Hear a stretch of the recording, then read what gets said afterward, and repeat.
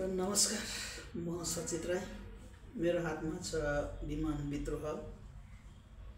यो कृति जो विमान विद्रोहमा संलग्न थिए उनीहरूमध्ये केही एकजनाले लेखेका हुन्। तपाईलाई पनि पक्कै थाहा छ नै होला।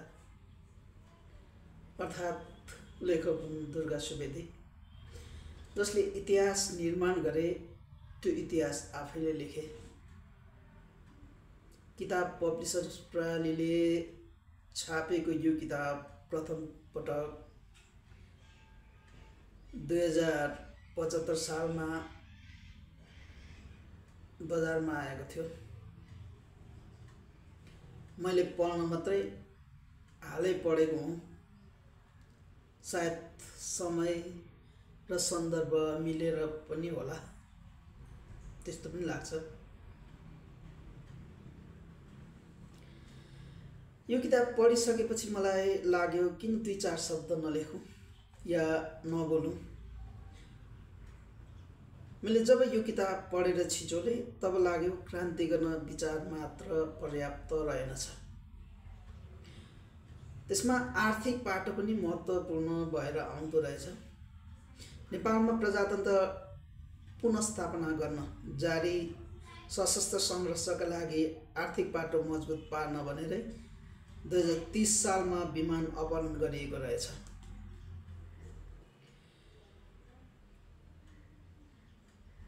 सुन्दाखेरि कस्तो तिलस्मी कथा जस्तो, कुनै टेलिश्रृङ्खला या चलचित्र हेरे जस्तो। त्यो पनि सनसनीपूर्ण या एक्सन भन्छ नि, त्यस्तै प्रकारका कथावस्तु भएका।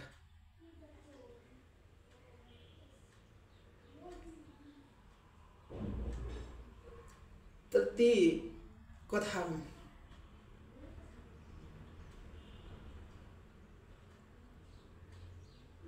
तर यो किताब भोगायो, त्यस्तो खतरनाक भोगाई। बडो दुस्साहसिक काम।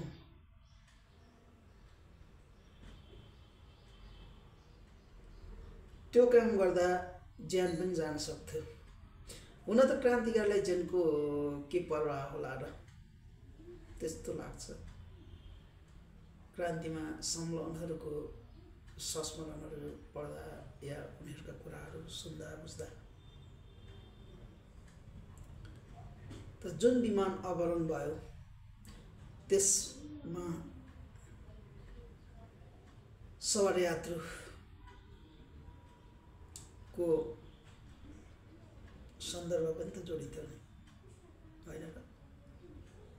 त्यो विमान केही तलमाथि भइदिएको थियो भने उनीहरूको अनाहकमा ज्यान जान्थ्यो। धन्न त्यो परिस्थिति आएन भनौँ न। एक प्रकार उनीहरू मानसिक रूपमा त विक्षिप्तै भयो होला, यतिखेर कल्पना मात्रै गर्न सकिन्छ।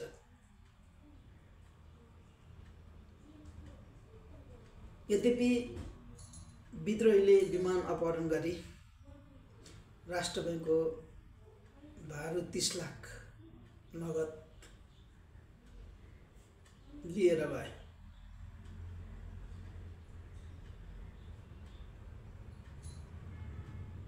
घटना त्यो हो। तर त्यसपछि पनि के भयो?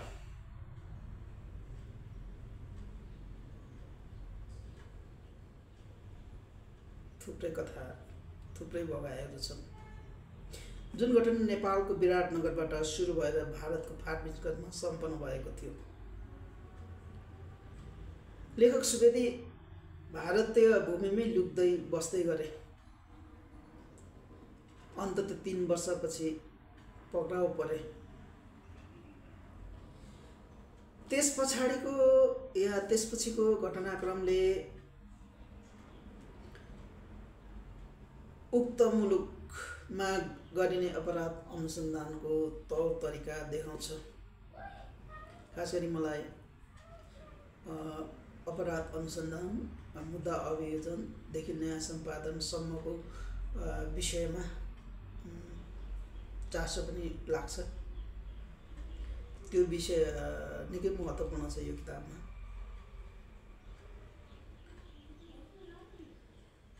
त्यो चरम यातना सुवेदीलाई या यो लेखकलाई दिएको चरम यातना, करेन्ट लगाएर बकाउन खोजेको परिस्थिति पढ्दा मात्र पनि आङ झिरिङ झिरिङ हुन्छ। मन मुटु पोल्छ, दिमाग रन्थनिन्छ। अहिले आएर आधा शताब्दी अघिको त्यो अनुसन्धानको तौर तरिकामा सुधार आयो कि भन्ने मात्र सोच्न सकिन्छ। यद्यपि सुवेदीले त्यत्रो यातना पाएर पनि सशस्त्र सङ्घर्षका नेतृत्वकर्ता या त्यस बेलाको क्रान्तिको नेतृत्वकर्ता बिपी कोइरालाको नाम नखोलेको विषय बडो मर्मस्पर्शी लाग्छ। बिपीको नाम खोलेको भए के हुन्थ्यो? एउटा हाइपोथेसिस या एउटा कल्पना मात्रै गर्न सक्छौँ। यद्यपि सुवेदीले किताबमा लेखेका छन्, ती यातनाबाट उम्किन विमान अपहरणमा बिपी कोइरालाको संलग्नता थियो भनेर मैले बयान दिएको भए नेपालको राजनीतिक इतिहास परिवर्तन हुन सक्थ्यो। किनभने विमान अपहरण अन्तर्राष्ट्रिय रूपमै एकदमै सङ्गीन मानिने अपराध हो। त्यसमा बिपीको नाम जोड्न सके उहाँलाई जस्तोसुकै सजाय दिन सकिन्छ, अन्तर्राष्ट्रिय रूपमा राजनीतिक नेता होइन अपराधीका रूपमा स्थापित गर्न सकिन्छ भनेर राजा र पञ्चहरूले सोचेका थिए। यो लेखक दुर्गा सुवेदीको ठम्माइ हो, बुझाइ हो।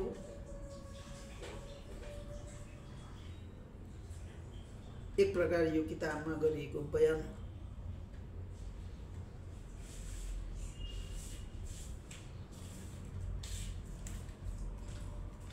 त्यस्तो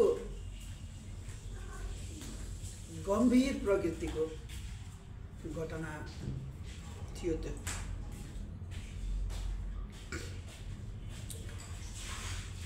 भारत सरकारले विमान अपहरण मुद्दा नेपालमा प्रजातन्त्र आएपछि खारेज गर्यो।